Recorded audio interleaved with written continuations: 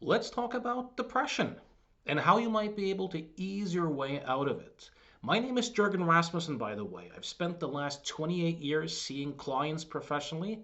Many of those have been clients who have been engaging in the activity of depressing or relating to life in a depressing ways. So, easing your way out of depression, that sounds really counterintuitive. After all, common wisdom, common sense seems to suggest that if you want something in life, you want to work hard. You got to really put in some effort.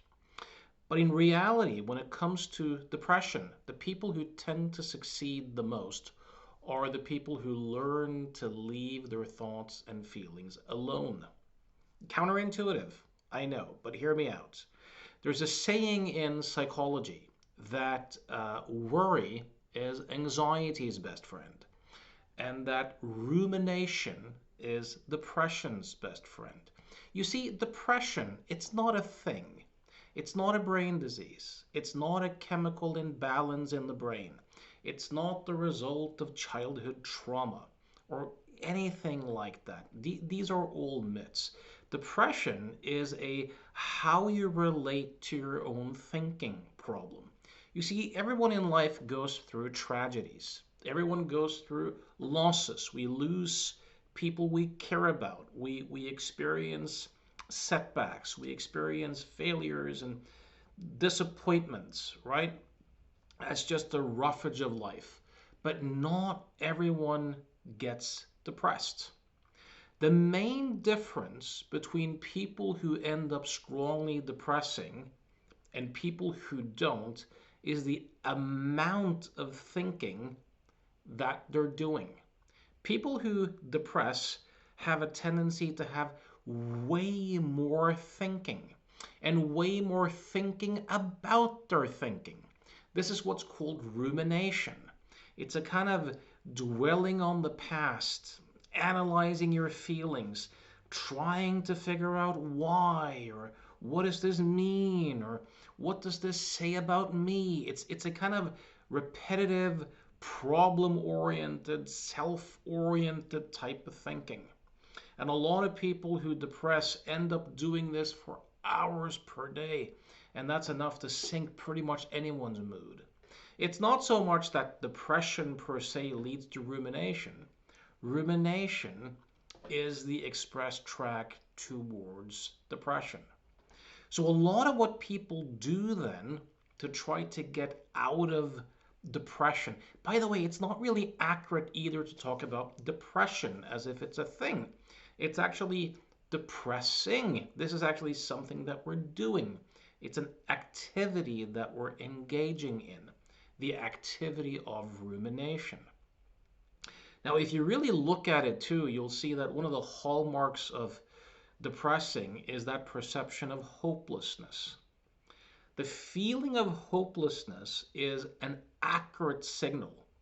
It's a signal that says that, look, you're not going to think your way out of thoughts. Because that's what we're doing when we're ruminating. We're trying to think our way out of thinking. And that just leads to more thinking. So, what I'm going to share with you here is something that you can do on your own. It's one way of not trying to think your way out of thoughts, not a way to think positively or to analyze your thoughts or to dispute them, but a way to change your fundamental relationship to your thinking. You see, here's what happens when we try to think our way out of thoughts. And a lot of people don't even realize that they're ruminating. They think they're problem solving, right? So, have you ever had the experience of, let's say that you've just been in the shower and you step out of the shower and you can't really remember if you had shampoo in your hair or not, or maybe you drove to work and once you end up at work, you suddenly look back at your own memory and you go like, who drove this car? Like, how did I get here? Obviously, it was you, but you suddenly realize that you can't really remember anything from the drive. So what happens in these sort of situations is that we get so lost in thought that we lose the world, so to speak. We lose the wider context. And this is exactly what seems to happen when we worry and when we depress.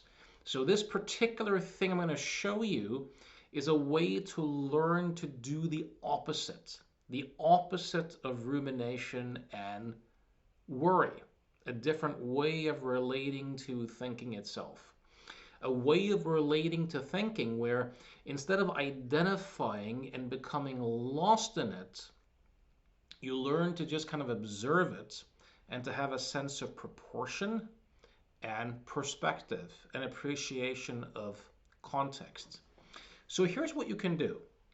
What I invite you to do is to just look straight ahead without moving your eyes and to just become aware of like the peripheries of the room so that with your side vision, so to speak, you can see the walls on both sides of the room. If you're out in nature, you can just notice objects on either side and just stay there. I'll assume that you're in a room when doing this. If you're out in nature, you'll just adjust to that. But when you stay in peripheral vision like this, you just look straight ahead in a kind of relaxed way, but you're just aware of the sides of the room simultaneously. This is what is meant as keeping the room as context. So I want you right now to keep the room as context at all times. And I want you to notice that you can't see your own face. What you might be able to notice are sensations of tightness or tingling or warmth and stuff like that. But these are sensations. They're not in the head, so to speak. They're in the room. And as you keep the room as context, I want you to just notice various objects in the room. There might be a lamp, there might be a picture on the wall, there might be a person, might be your computer.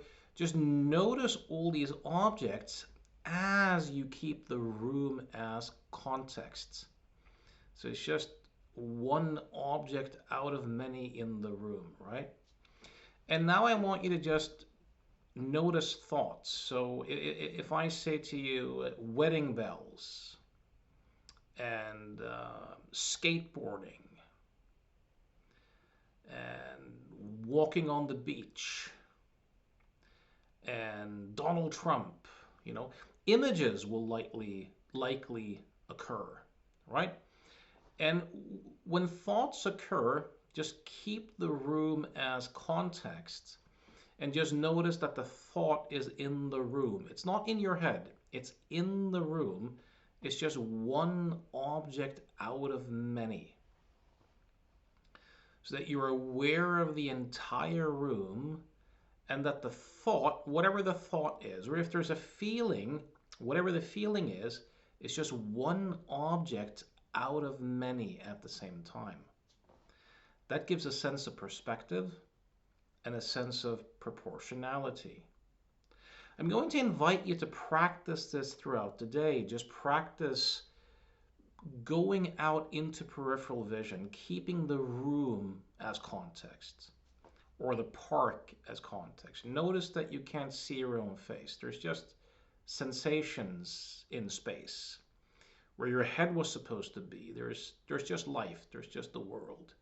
Notice objects while keeping the room as context, and then start noticing thoughts and feelings as just another object in the same room. And what I also invite you to do throughout the day is that if worrying arises, if rumination arises, if painful feelings arise, instead of trying to suppress it or distract yourself or to think positively or try to process it, just acknowledge it, but shift into peripheral vision. Keep the room as context. Notice objects and just notice the stream of thoughts and the waves of feelings, and just notice that they are, in fact, just one more object in the open space of awareness.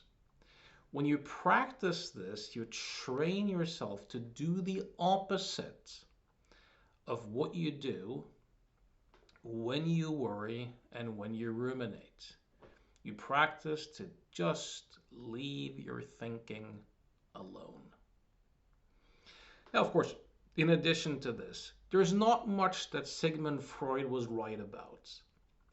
He was wrong about most things. But one thing he was right about was that the greatest antidepressants, so to speak, not quite his words, but the greatest antidepressants for most people is to live a meaningful life, live a life where you express your values and where you pursue meaningful relationships. So, in addition to this, pursue quality relationships and a meaningful life in accordance with your values. So I hope this was useful for you. If you would like some guidance on this, if depressing or ruminating or worrying or overthinking, if you struggle with these sorts of things and what I just offered isn't quite enough and you'd like some guidance and some coaching on this, know that I see clients from all over the world online. You can reach me through provocativehypnosis.com. Just shoot me an email. We'll schedule a quick conversation and see if it makes sense to work together as a team. Also, if you're watching this in 2025, know that I'm doing a seminar right around the corner, which is about how to apply meditation and mindfulness in coaching, therapy, and change work. You can find that information too on the seminar page on provocativehypnosis.com. And also know that I do mentor people. So if you like the way I think, get in touch and we can have a conversation. All right, till next time. Thanks for listening.